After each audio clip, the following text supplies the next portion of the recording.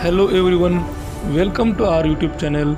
आज हम पढ़ेंगे कक्षा 9वीं विषय हिंदी लोक भारती पहली इकाई छठी कविता ऐ सखी, जो एक पूरक पठन है। इस कविता का स्वाध्याय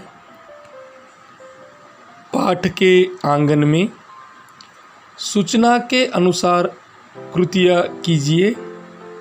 क मुकरियों के आधार पर निम्नलिखित शब्दों की विशेषताएं लिखिए।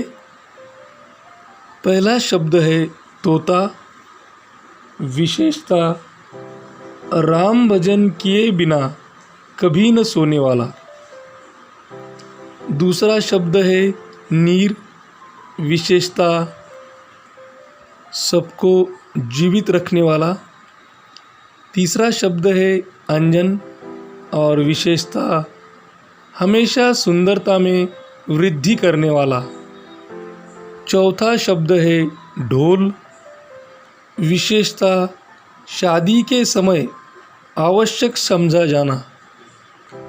ख भावार्थ लिखिए। मुकरिया 1, 5 और 9। पहली मुकरी है रात समय वह मेरे आवे, भोर भये वह घर उठी जावे। यह अचरज है सबसे न्यारा, ऐ सखी साजन ना सखी तारा। इसका अर्थ है नायिका अपनी सखी से कहती है कि रात के समय वह मेरे पास आता है और तड़के उठकर अपने घर चला जाता है। यह सबसे अलग ढंग का आश्चर्य है। उसकी सखी पूछती है कि क्या वह साजन मतलब उसका पति है। नायिका जवाब देती है नहीं सखी, वह तारा है। पांचवी मुकरी है अति सुरंग है रंग रंगीलो, है गुणवंत बहुत चटकीलो। राम भजन बिन कभी न सोता, क्यों सखी साजन ना सखी तोता। नायिका कहती है कि उसका रंग बहुत सुंदर है और वह रंग रंगीला है। वह बहुत गुणी और गाढ़े चमकदार रंग वाला है। वह बिना राम राम कहे कभी नहीं सोता है। उसकी सखी पूछती है सखी क्या वे साजन है। सुनकर वह जवाब देती है नहीं सखी, साजन नहीं, वह तोता है। नौवीं मुकरी है बिना आए सब ही सुख भूले, आए ते अंग अंग सब फूले। सिरा भई लगावत छाती, क्यों सखी साजन ना सखी पाती। नायिका कहती है कि जब वह नहीं आता तो कोई सुख अच्छा नहीं लगता, सभी सुख भूल जाते हैं। जब वह आ जाता है तो शरीर के सभी अंग पुलकित हो उठते हैं। उसे छाती से लगाने पर हृदय शीतल हो जाता है। उसकी सखी उससे पूछती है क्यों सखी, क्या वे साजन हैं। वह जवाब देती है नहीं सखी, वह पत्र है। यह कुछ मुकरियों के भावार्थ यहाँ बताए गए हैं। तो हमें हमारे मन में एक प्रश्न आता है कि मुकरिया इसका अर्थ क्या होता है। तो मुकरिया यह लोक प्रचलित पहेलियों का ही एक रूप है जिसका लक्ष्य मनोरंजन के साथ साथ बुद्धि चातुर्य की परीक्षा लेना होता है। इस कविता में अमीर खुसरो ने इन मुकरियों के माध्यम से अपनी विशेष शैली में पहेलियाँ एवं उनके उत्तर दिए हैं। पाठ से आगे प्राकृतिक घटकों पर आधारित पहेलियाँ बनाइए और संकलन कीजिए। प्राकृतिक घटकों पर आधारित कुछ पहेलियाँ कुछ इस तरह है। पहली चांदी जैसे रंग हमारे चमचम करते आते हैं, सूरज के आने से पहले हम घर में छिप जाते हैं। और इस पहेली का उत्तर है तारे। दूसरी पहेली पानी से निकला दरख्त एक, पात नहीं पर डाल अनेक। इस दरख्त की ठंडी छाया, नीचे कोई बैठ न पाया। जिसका उत्तर होता है फुहारा। तीसरी पहेली, प्रथम कटे तो मल बनता हूँ, मध्य कटे तो कल, अंत कटे तो कम होता हूँ, करो पहेली हल। इस पहेली का उत्तर है कमल। चौथी पहेली है, गर्मी में मुझसे घबराते, जाड़े में सब मुझको खाते, मुझसे है हर चीज़ चमकती, दुनिया भी है खूब दमकती। इस पहेली का उत्तर है धूप। पांचवी पहेली, एक थाल मोती से भरा, सबके सिर पर औंधा धरा, चारों ओर वह थाली फिर, मोती उससे एक न गिरे। और इस पहेली का उत्तर है आकाश।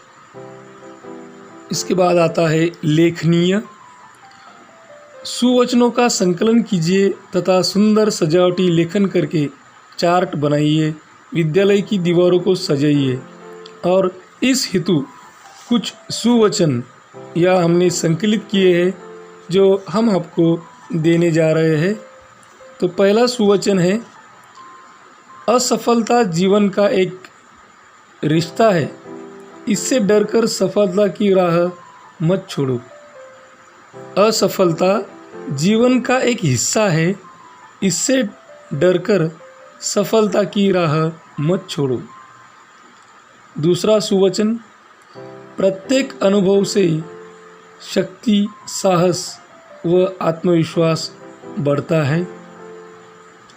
तीसरा सुवचन, पुण्य छप्पर फाड़ के देता है, पाप थप्पड़ मार के लेता है। चौथा सुवचन, याद रखना हिम्मत का काम है, क्योंकि भूल जाना तो आजकल आम है। पांचवा सुवचन, जिनमें अकेले चलने का हौसला होता है, उनके पीछे एक दिन काफिला होता है। छठा सुवचन, दुनिया को समझने में वक्त ज़ाया न करे, अपना काम करे और खुश रहे। सातवां सुवचन, देने के लिए दान, लेने के लिए ज्ञान और त्यागने के लिए अभिमान। आठवां सुवचन, छल में बेशक बल है, मगर प्रेम में आज भी हल है। नौवां सुवचन, एक एक ईंट जोड़कर ही महल बनता है, छोटे छोटे प्रयास ही सफलता की ओर ले जाते हैं। 10वां सुवचन, व्यक्ति तब बुरा बनता है जब स्वयं को सबसे अच्छा समझने लगता है। इसके बाद कल्पना पल्लवन। पुस्तकों का संसार, ज्ञान मनोरंजन का भंडार। इस संदर्भ में अपने विचार लिखिए। कहावत है, पुस्तकें ही मनुष्य के गुरु है। पुस्तकें तरह तरह के विषयों से संबंधित होती है। नाटक, कविता, कहानी, इनसे लोगों का मनोरंजन होता है। धार्मिक पुस्तकों से हमें धर्म संबंधी अनेक बातों की जानकारी मिलती है। इसी तरह तकनीकी विषयों पर तरह तरह की पुस्तकें उपलब्ध है। इतिहास से हमें अपने अतीत का पता चलता है। इन पुस्तकों से पाठकों को विभिन्न विषयों से संबंधित जानकारियाँ मिलती है तथा उनका ज्ञानार्जन होता है। पुस्तकें ज्ञान का भंडार होती है। आवश्यकता है इन्हें पढ़ने की। कहते हैं, जिस घर में पुस्तकें नहीं होती वह घर बिना खिड़कियों वाले घर की भांति होता है, जिसमें ज्ञान रूपी हवा का प्रवेश नहीं होता।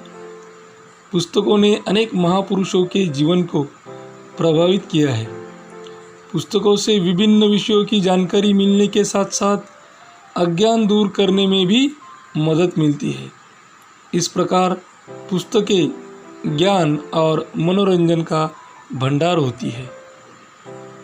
इसी के साथ इस कविता का स्वाध्याय पूरा हुआ। इसी प्रकार की हिंदी विषय की और भी विषयों की वीडियोस देखने के लिए इस चैनल को सब्सक्राइब करें। हमारे सभी वीडियोस आप तक जल्द से जल्द पहुंचने के लिए बेल आइकॉन बटन को क्लिक करें। यदि आपको यह वीडियो पसंद आया हो तो लाइक करें, अपने मित्र सहेलियों में ज़्यादा से ज़्यादा शेयर करें।